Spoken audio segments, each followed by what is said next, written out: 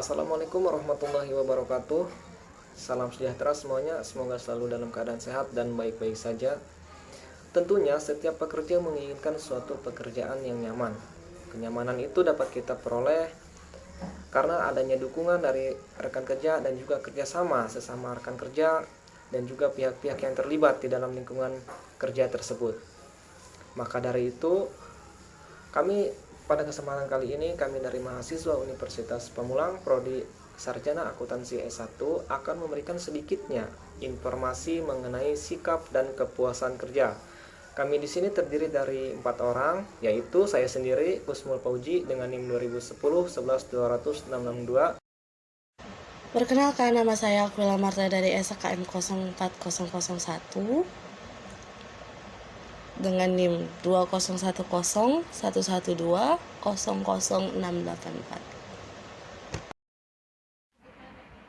Perkenalkan, nama saya Anissa Putri Syaira Rahab.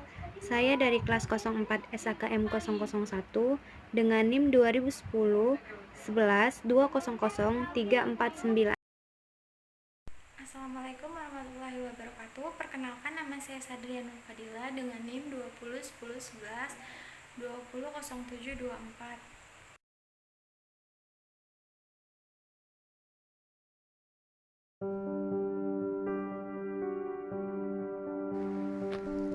Baiklah, sebelumnya kita ketahui terlebih dahulu apa itu sikap. Sikap dalam bahasa Inggris yang disebut dengan attitude adalah pernyataan-pernyataan evaluatif baik menyenangkan atau tidak menyenangkan mengenai objek, orang, atau peristiwa. Hal ini mencerminkan perasaan seseorang terhadap sesuatu. Sikap memiliki 3 komponen, yaitu kesadaran, perasaan, dan perilaku.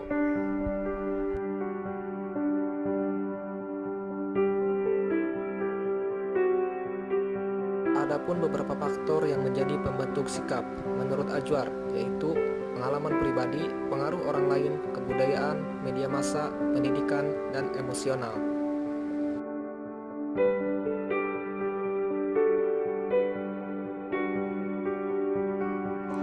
Nah, di slide selanjutnya kita akan membahas komponen sikap, yaitu terdiri dari kognitif, afektif, dan konatif. Dari komponen kognitif ini terkait dengan kepercayaan, ide, dan konsep. Contoh dari kognitif ini adalah suatu kemampuan menilai perilaku yang patut dan tidak untuk ditiru, kemampuan untuk menilai cantik atau tidak cantiknya seseorang. Di komponen selanjutnya ada komponen afektif. Dari komponen ini biasanya selalu melibatkan emosi seseorang. Contohnya itu perasaan kita suka, mencintai, dan kita membenci seseorang. Itu sudah melibatkan emosi. Dan yang terakhir adalah konatif. Komponen ini berhubungan dengan kebiasaan dan kemauan untuk bertindak. Contohnya itu menyatakan cinta kepada lawan jenis. Itu berarti sudah ada kemauan untuk bertindak.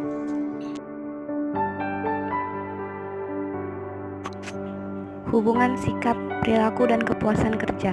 Sikap mempengaruhi perilaku, di mana sikap mempunyai hubungan sebab akibat dengan perilaku, yaitu sikap yang dimiliki individu menentukan apa yang mereka lakukan. Seseorang dengan tingkat kepuasan kerja yang tinggi memiliki perasaan-perasaan positif tentang pekerjaan yang dijalankan, sementara seseorang yang tidak puas memiliki perasaan-perasaan yang negatif tentang pekerjaan yang dijalankan. Apa itu kepuasan kerja? Kepuasan kerja adalah sikap emosional yang menyenangkan dan mencintai pekerjaannya. Sikap ini dicerminkan oleh moral kerja, kedisiplinan, dan prestasi kerja. Kepuasan ini dinikmati dalam pekerjaan, luar pekerjaan, dan kombinasi dalam dan luar pekerjaan.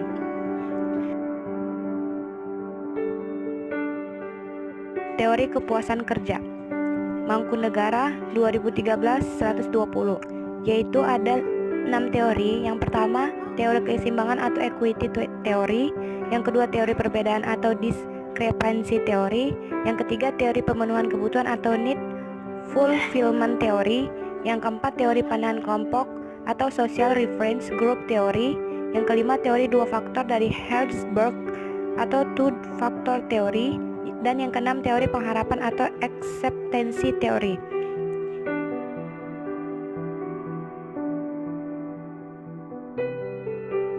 teori kepuasan kerja. Dalam teori keseimbangan, yang menjadi tolak ukur dalam kepuasan kerja dengan membandingkan antara nilai yang menunjang pelaksanaan kerja sebagai input dan nilai yang dirasakan pegawai sebagai outcome. B. Teori perbedaan berpendapat bahwa mengukur kepuasan dapat dilakukan dengan cara menghitung selisih antara apa yang seharusnya diterima dengan kenyataan yang dirasakan pegawai. Dan C. Teori pemenuhan kebutuhan berpendapat bahwa kepuasan kerja pegawai bergantung pada terpenuhi atau tidaknya kebutuhan pegawai.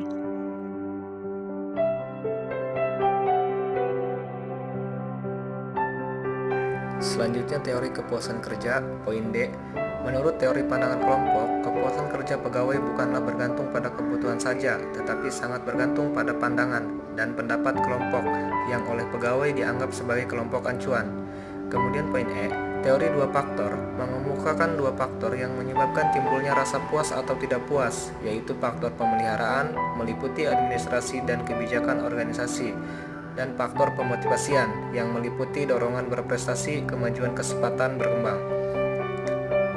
Dan yang terakhir poin F, teori pengharapan mengemukakan bahwa pengharapan merupakan kekuatan keyakinan pada suatu perlakuan yang diikuti dengan hasil khusus. Hal ini menggambarkan bahwa keputusan pegawai yang memungkinkan mencapai suatu hasil dapat menuntun hasil lainnya.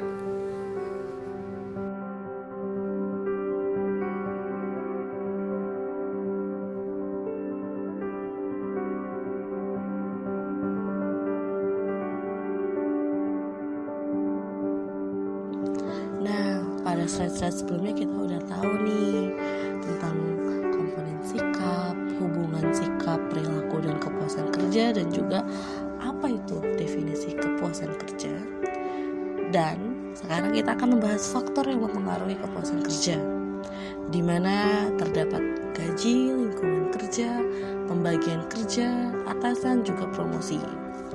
Kita akan membahas tentang gaji dulu, di mana gaji disesuaikan dengan keterampilan dan pekerjaan yang dilakukan oleh karyawan.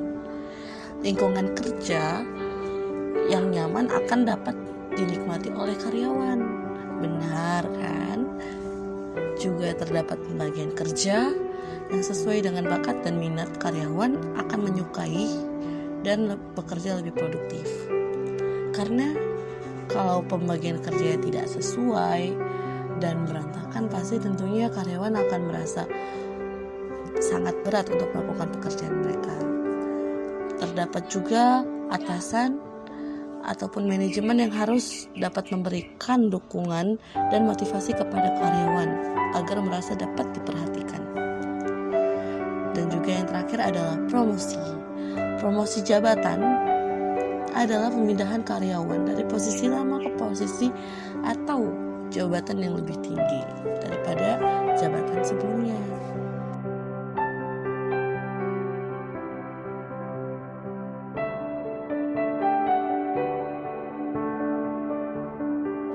Selanjutnya, di slide ini akan dijelaskan bentuk respon karyawan dalam mengungkapkan ketidakpuasan. Yang pertama yaitu exit, kemudian dengan suara atau voice, kesetiaan, dan pengabaian.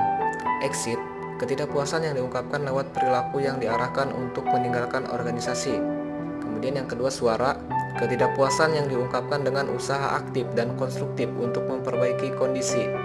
Kesetiaan, ketidakpuasan yang diungkapkan secara pasif menunggu membaiknya kondisi. Dan yang terakhir yaitu pengabaian, ketidakpuasan yang dinyatakan dengan membiarkan kondisi memburuk.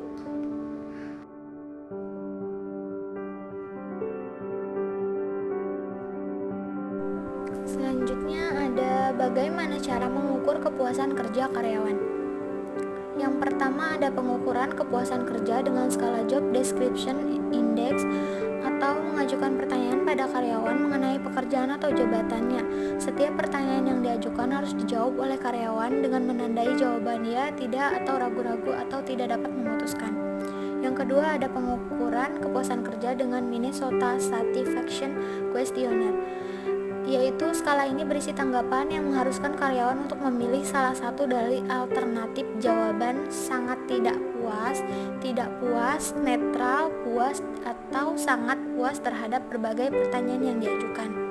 Kemudian yang ketiga ada pengukuran kepuasan kerja berdasarkan gambar ekspresi wajah, yaitu karyawan diminta untuk memilih gambar ekspresi wajah yang sesuai dengan kondisi pekerjaan yang dirasakan.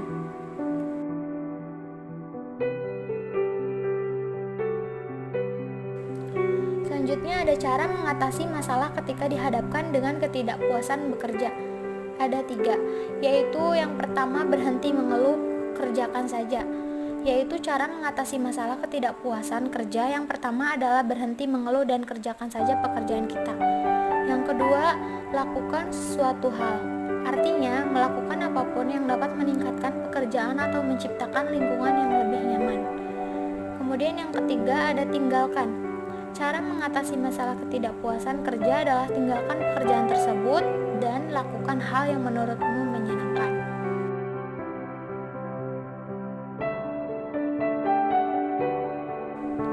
Kemudian ada dampak kepuasan dan ketidakpuasan kerja. Yang pertama ada kepuasan. Kepuasan apabila karyawan merasa puas terhadap pekerjaannya, maka ia akan merasa nyaman dan betah bekerja pada perusahaan atau organisasi tersebut. Kepuasan kerja yang tinggi dapat meningkatkan produktivitas, mengurangi pergantian, dan meningkatkan kehadiran, mengurangi kecelakaan, mengurangi stres kerja, dan mengurangi serikat pekerja. Yang kedua, ada ketidakpuasan. Konsekuensi dari ketidakpuasan kerja yang jelas mempengaruhi karyawan dan organisasi ini dapat mengakibatkan hilangnya motivasi, kurangnya minat, frustasi, produktivitas yang buruk, ketidakhadiran, dan bahkan tingkat turnover yang tinggi.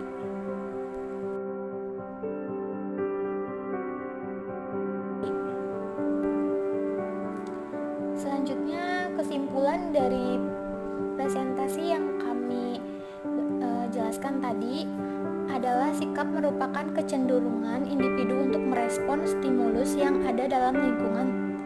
Sikap inilah yang akan menentukan setiap perilaku. Sederhananya, sikap cara pandang terhadap sesuatu dan perilaku sebuah tindakan dari sikap tersebut. Kepuasan kerja sangat diinginkan oleh para pekerja. Hal ini yang akan meningkatkan produktivitas di dalam suatu pekerjaan. Maka, sangat dibutuhkan kerjasama. Peran pemimpin sangat diperlukan. Hal terpenting yang bisa dilakukan para manajer untuk meningkatkan kepuasan karyawannya adalah berfokus pada bagian-bagian intrinsik pekerjaan, seperti membuat kerja tersebut menjadi menantang dan menarik disertai dengan imbalan yang sesuai.